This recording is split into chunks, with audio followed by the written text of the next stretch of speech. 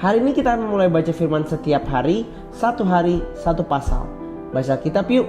Hari ini kita akan membaca dari Injil Lukas pasal 1. Pendahuluan. Theophilus yang mulia, banyak orang yang telah berusaha menyusun suatu berita tentang peristiwa-peristiwa yang telah terjadi di antara kita, seperti yang diteruskan kepada kita oleh mereka yang dari semula adalah saksi mata dan pelayan firman. Setelah aku menyelidiki segala peristiwa itu dengan saksama dari asal mulanya, aku mengambil keputusan untuk membukukannya dengan teratur bagimu, supaya engkau dapat mengetahui bahwa segala sesuatu yang diajarkan kepadamu sungguh dapat dipercaya. Pemberitahuan tentang kelahiran Yohanes Pembaptis. Pada zaman Herodes, Raja Yudea, ada seorang imam yang bernama Zakaria dari rombongan Abia. Istrinya berasal dari keturunan Harun, namanya Elisabet. Keduanya hidup benar di hadapan Allah dan menuruti segala perintah dan ketetapan Tuhan dengan tidak bercela. Namun mereka tidak mempunyai anak, sebab Elisabet mandul dan keduanya telah lanjut umurnya. Pada suatu kali waktu tiba giliran kelompoknya Zakaria melakukan tugas sebagai imam di hadapan Tuhan, sebab sebagaimana lazimnya ketika diundi untuk menentukan imam yang bertugas, dialah yang ditunjuk untuk masuk ke dalam bait Tuhan dan membakar dupa. Pada waktu pembakaran dupa, seluruh umat berkumpul di luar dan bersembahyang. Lalu tampaklah kepada Zakaria seorang malaikat Tuhan berdiri di sebelah kanan mezbah pembakaran dupa. Melihat hal itu, ia terkejut dan menjadi takut. Namun malaikat itu berkata kepadanya, "Jangan takut hai Zakaria, sebab doamu telah dikabulkan. Elisabet istrimu akan melahirkan seorang anak laki-laki bagimu, dan engkau harus menamai dia Yohanes. Engkau akan bersukacita dan bergembira, bahkan banyak orang akan bersukacita atas kelahirannya itu. Sebab ia akan besar di hadapan Tuhan. Ia tidak akan minum anggur atau minuman keras. Ia akan penuh dengan Roh Kudus sejak dari rahim ibunya, dan akan membuat banyak orang Israel berbalik kepada Tuhan Allah mereka. Ia akan berjalan mendahului Tuhan dalam roh dan kuasa Elia, untuk membuat hati para bapa berbalik kepada anak-anaknya, dan hati orang-orang durhaka kepada pikiran orang-orang benar. Dengan demikian ia mempersiapkan suatu umat yang siap sedia bagi Tuhan." Lalu kata Zakaria kepada malaikat itu, "Bagaimana aku tahu bahwa hal ini akan terjadi? Sebab aku sudah tua dan istriku sudah lanjut umurnya." Jawab malaikat itu kepadanya, "Akulah Gabriel yang berdiri di hadapan Allah. Aku telah diutus untuk berbicara kepadamu dan menyampaikan kabar baik ini kepadamu. Sesungguhnya engkau akan menjadi bisu dan tidak dapat berkata-kata sampai hari ketika semuanya ini terjadi, karena engkau tidak percaya kepada perkataanku yang akan dipenuhi pada waktunya." Sementara itu umat menanti-nantikan Zakaria. Mereka menjadi heran bahwa ia begitu lama berada dalam bait suci. Ketika ia keluar, ia tidak dapat berkata-kata kepada mereka. Lalu mengertilah mereka bahwa ia telah melihat suatu penglihatan di dalam bait suci. Ia memberi isyarat kepada mereka dan ia tetap bisu. Ketika selesai masa tugasnya, ia pulang ke rumah. Beberapa lama kemudian istrinya mengandung, dan selama 5 bulan ia tidak menampakkan diri, katanya, "Inilah yang Tuhan telah perbuat bagiku, dan sekarang ia berkenan menghapus aibku di depan orang." Pemberitahuan tentang kelahiran Yesus. Dalam bulan yang ke-6, malaikat Gabriel disuruh Allah pergi ke kota bernama Nazaret di Galilea, kepada seorang perawan yang bertunangan dengan seorang bernama Yusuf dari keluarga Daud. Nama perawan itu Maria. Ketika datang kepada Maria, malaikat itu berkata, "Salam, hai engkau yang dikaruniai, Tuhan menyertai engkau." Maria terkejut mendengar perkataan itu, lalu bertanya di dalam hatinya, apa maksud salam itu. Kata malaikat itu kepadanya, "Jangan takut hai Maria, sebab engkau telah beroleh anugerah di hadapan Allah. Sesungguhnya engkau akan mengandung dan melahirkan seorang anak laki-laki, dan engkau harus menamai dia Yesus. Ia akan menjadi besar dan akan disebut anak Allah yang maha tinggi. Tuhan Allah akan memberikan kepadanya tahta Daud, bapa leluhurnya, dan ia akan memerintah atas keturunan Yakub sampai selama-lamanya, dan kerajaannya tidak akan berkesudahan." Kata Maria kepada malaikat itu, "Bagaimana mungkin hal itu terjadi karena aku belum pernah berhubungan dengan laki-laki?" Jawab malaikat itu kepadanya, "Roh Kudus akan turun atasmu dan kuasa Allah yang Maha Tinggi akan menaungi engkau. Anak yang dilahirkan itu kudus dan akan disebut anak Allah. Lihat Elisabet sanakmu itu.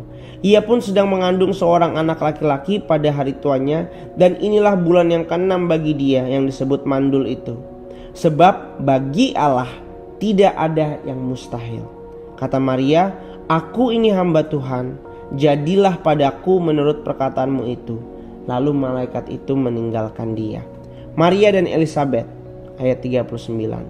Beberapa hari kemudian berangkatlah Maria dan bergegas menuju sebuah kota di pegunungan Yehuda.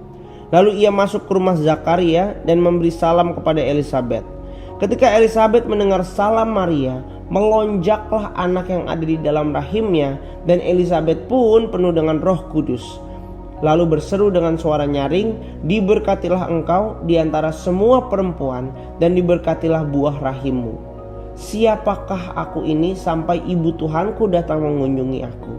Sebab pada saat salammu sampai di telingaku, anak yang di dalam rahimku melonjak kegirangan. Berbahagialah ia yang percaya bahwa apa yang dikatakan kepadanya dari Tuhan akan terlaksana." Nyanyian pujian Maria ayat 46.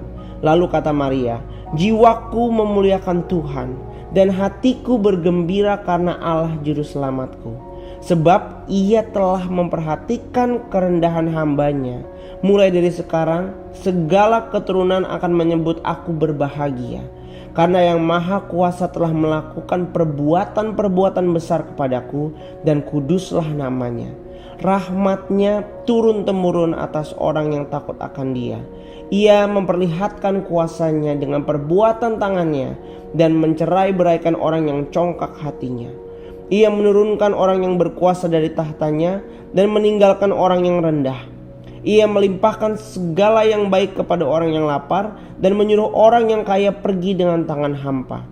Ia menolong Israel hambanya karena mengingat rahmatnya, seperti yang dijanjikannya kepada nenek moyang kita, kepada Abraham dan keturunannya untuk selama-lamanya."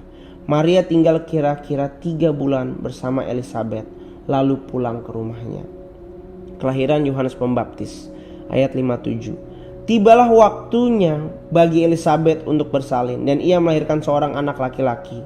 Ketika tetangga-tetangganya serta sanak saudara mendengar bahwa Tuhan telah menunjukkan rahmatnya yang begitu besar kepadanya, bersukacitalah mereka bersama-sama dengan dia. Lalu datanglah mereka pada hari yang ke-8 untuk menyunatkan anak itu, dan mereka hendak menamai dia Zakaria menurut nama ayahnya. Tetapi ibunya berkata, "Jangan, ia harus diberi nama Yohanes." Kata mereka kepadanya, "Tidak ada di antara sanak saudaramu yang bernama demikian." Lalu mereka memberi isyarat kepada ayahnya untuk bertanya nama apa yang hendak diberikannya kepada anaknya itu. Ia meminta batu tulis, lalu menuliskan kata-kata ini, "Namanya adalah Yohanes." Mereka pun heran semuanya. Seketika itu juga terbukalah mulutnya dan terlepaslah lidahnya. Lalu ia berkata-kata dan memuji Allah. Lalu ketakutanlah semua orang yang tinggal di sekitarnya, dan segala peristiwa itu menjadi buah pembicaraan di seluruh pegunungan Yudea. Semua orang yang mendengarnya merenungkan dalam hati dan berkata, "Menjadi apakah anak ini nanti? Sebab tangan Tuhan menyertai dia." Nyanyian pujian Zakaria ayat 67. Zakaria ayahnya penuh dengan Roh Kudus lalu bernubuat, "Terpujilah Tuhan Allah Israel, sebab ia datang untuk melawat dan membebaskan umatnya. Ia menumbuhkan sebuah tanduk keselamatan bagi kita di dalam keturunan Daud, hambanya itu. Seperti yang telah difirmankannya sejak purbakala oleh mulut nabi-nabinya yang kudus, untuk menyelamatkan kita dari musuh-musuh kita dan dari tangan semua orang yang membenci kita, untuk menunjukkan rahmatnya kepada nenek moyang kita dan mengingat perjanjiannya yang kudus, yaitu sumpah yang diucapkannya kepada Abraham, bapa leluhur kita, bahwa ia mengaruniai kita supaya kita terlepas dari tangan musuh, dapat beribadah kepadanya tanpa takut, dalam kekudusan dan kebenaran di hadapannya seumur hidup kita. Dan engkau, hai anakku, akan disebut Nabi Allah yang Maha Tinggi, karena engkau akan berjalan mendahului Tuhan untuk mempersiapkan jalan-jalannya, untuk memberikan kepada umatnya pengertian keselamatan berupa pengampunan dosa-dosa mereka. Oleh rahmat dan belas kasihan Allah kita, surya pagi dari tempat yang tinggi akan melawat kita, untuk menyinari mereka yang tinggal dalam kegelapan dan dalam naungan maut, untuk mengarahkan kaki kita ke jalan damai sejahtera. Anak itu pun bertambah besar dan makin kuat rohnya. Ia tinggal di padang gurun sampai hari ketika ia harus menampakkan diri kepada Israel. Dan itulah Lukas 1. Besok kita akan kembali membaca firman. God bless you.